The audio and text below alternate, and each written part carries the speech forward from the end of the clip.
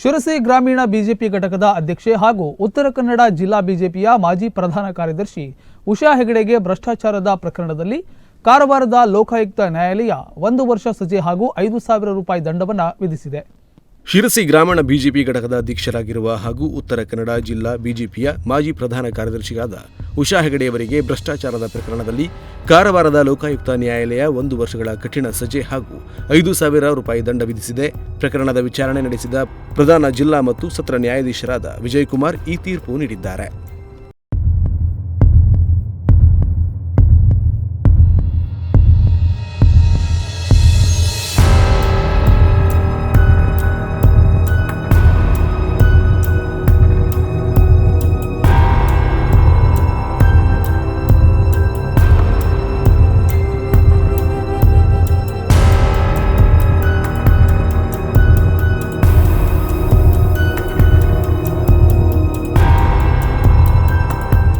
ಉಷಾ ಹೆಗಡೆಯವರು ಜಿಲ್ಲಾ ಪಂಚಾಯತ್ ಸದಸ್ಯರಾಗಿ ಆಯ್ಕೆಯಾಗುವ ಮೊದಲು ಶ್ರೀನಗರ ಪಂಚಾಯತ್ ವತಿಯಿಂದ ನಡೆದ ಸಭೆ ಸಮಾರಂಭಗಳಲ್ಲಿ ಹಾಜರಾಗಿ 2 ಹುದ್ದೆಯಲ್ಲಿ ಅಧಿಕಾರದಲ್ಲಿದ್ದಾಗ ಜನವರಿ 2011 ರಿಂದ ನವೆಂಬರ್ 2012 ರವರೆಗೆ ಅಂಗನವಾಡಿ ಕಾರ್ಯಕರ್ತೆ ಎಂದು ಸರ್ಕಾರದಿಂದ ಗೌರವಧನ 88,630 ರೂಪಾಯಿ ಸ್ವೀಕರಿಸಿ ಸರ್ಕಾರಕ್ಕೆ ಮೋಸ ಮಾಡಿದ್ದಾಗಿ ಆರೋಪಿಸಲಾಗಿತ್ತು.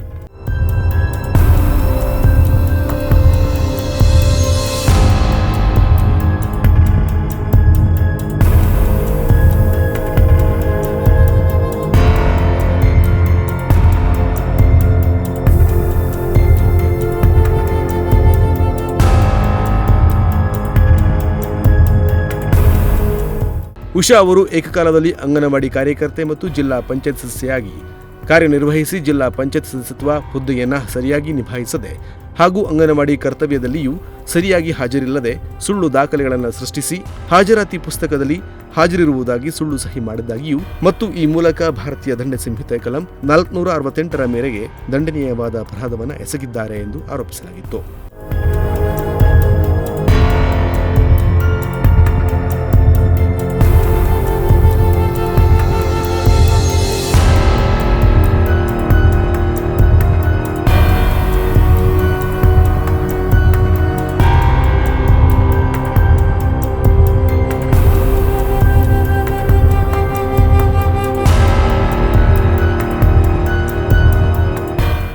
ಆರೋಪ ಸಾಬೀತಾದ ಹಿನ್ನೆಲೆಯಲ್ಲಿ ಕೋರ್ಟ್ ಶಿಕ್ಷೆ ವಿಧಿಸಿ ತೀರ್ಪು ಪ್ರಕಟಿಸಿದೆ. ಈ ಪ್ರಕರಣದಲ್ಲಿ ಇಬ್ರಾಹಿಂ ನಬೀಸಾಬ್ ದೂರು ನೀಡಿದ್ದರು. ಲೋಕಾಯುಕ್ತ ಪರ ಕಾರವಾರದ LM ಪ್ರಭು ವಾದಿಸಿದ್ರು. ಮಹಿಳಾ ಮತ್ತು ಮಕ್ಕಳ ಅಭಿವೃದ್ಧಿ ಇಲಾಖೆ 2 ಹುದ್ದೆ ಮಾಡಲು ಬರುವುದಿಲ್ಲ, ಸರ್ಕಾರದ ಆದೇಶದಂತೆ 1 ಹುದ್ದೆಗೆ ರಾಜೀನಾಮೆ ನೀಡಿ ಎಂದು ಮೌಖಿಕವಾಗಿ ಮತ್ತು ಲಿಖಿತವಾಗಿ ಸೂಚಿಸಿದ್ದರು. ಉಷಾ ಹೆಗಡೆ ಇಲಾಖೆಯ ಆದೇಶ ಮತ್ತು ಧಾರವಾಡ ಹೈಕೋರ್ಟ್ ಸಂಚಾರಿ ಪೀಠ ನೀಡಿದ ಆದೇಶವನ್ನ ಧಿಕ್ಕರಿಸಿದ್ರು. Nudisiri news desk Honnavar.